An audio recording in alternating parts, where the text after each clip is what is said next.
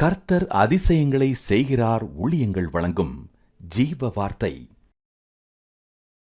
இந்த நாளுக்காக இயேசப்பாவுக்கு நன்றி செலுத்தினேன். அவர் எவ்வளவு பெரியவர், நல்லவர். நம்ம வாழ்க்கையில் அவர் வராமல் இருந்திருந்தாருன்னா, அவருடைய வார்த்தை நமக்கு கிடைக்காம இருந்துன்னா இந்த உலகத்தில் நம்ம வாழ்ந்துருப்போமா? யோசித்து பாருங்கள். எத்தனை பேர் இந்த உலகத்தில் அழித்து போயிருக்காங்க. நம்ம கூட ஒரு நாள் அப்படித்தானே இருந்தோம். ஏன் இந்த உலகத்தில் வாழ முடியுமா அப்படிங்கிற சூழ்நிலையில் வியாதி, பிரச்சனை, நெருக்கத்தில் இருந்தோம் அல்லவா? ஆண்டு நம்மளை விடுதலை ஆக்கியிருக்கிறார்.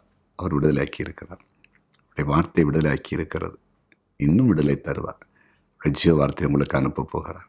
அவருடைய வார்த்தையில் ஜீவன் இருக்கிறது, ஆவி இருக்கிறது, வல்லமை இருக்கிறது. விசுவாசிங்க. இந்த நாளிலும் பிறந்த நாளை காண்கிற அனைவரையும் வாழ்த்துகிறேன். கர்த்தர் உங்களை ஆசீர்வதிப்பார். திருமண நாளை காண்கிற ஒவ்வொருவரையும் வாழ்த்துகிறேன். ஆண்டவர் உங்களை ஆசீர்வதிப்பார்.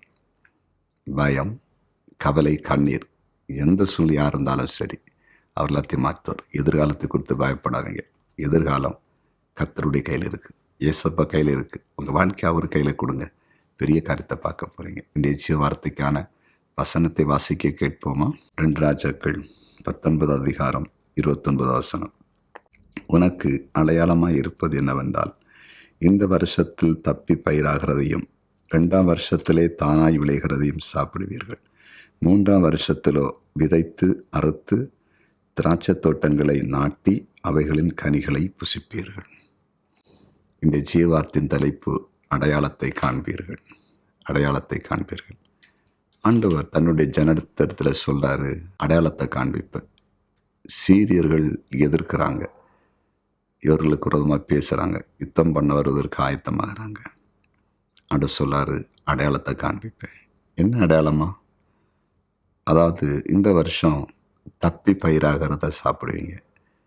அடுத்த வருஷம் தானாய் விளைகிறத சாப்பிடுவீங்க. அதாவது முதல் வருஷத்தில் தப்பி விளைகிறது, 2ஆம் வருஷத்தில் தானாய் விளைகிறது, அதுக்கு 3ஆவது வருஷத்தில் விதைத்து விளைகிறத புசிப்பீங்க. இதுதான் அடையாளம்.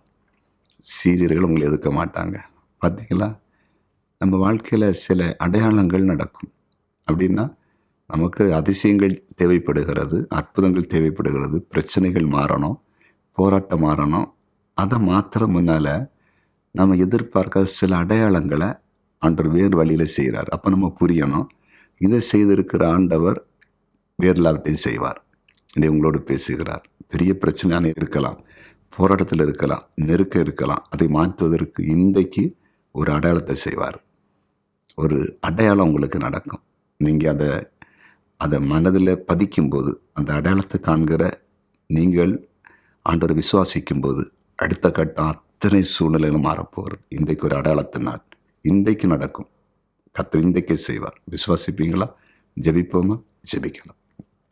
ஆமாண்டவரே, அடையாளத்தை காண்பித்து வாழ்க்கையில் அதிசயத்தை செய்கிற தேவன், இன்றைக்கு ஒரு அடையாளம் நடக்கணும்.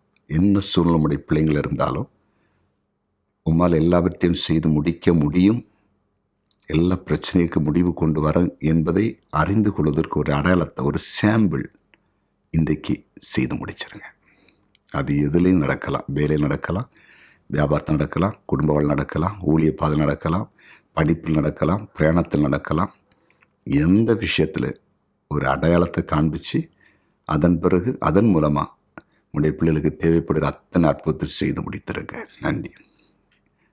வியாதிப்பட்டவர்கள் இப்போ சுகமாக்கப்படட்டும். பிசாசின் கட்டுகளை உடைக்கிறேன். கர்த்தருக்கு ஊழியம் செய்கிற தேவ பிள்ளைகளை ஆசீர்வதிக்கிறேன். பிஸ்னஸ் பண்ணுற எல்லாரையும் ஆசீர்வதிக்கிறேன். கூலி வேலை செய்கிற எல்லாரையும் ஆசீர்வதிக்கிறேன். நீர் அப்படி செய்தி. நன்றி. இயேசுவின் நாமத்தில் பிதாவே, ஆமென்.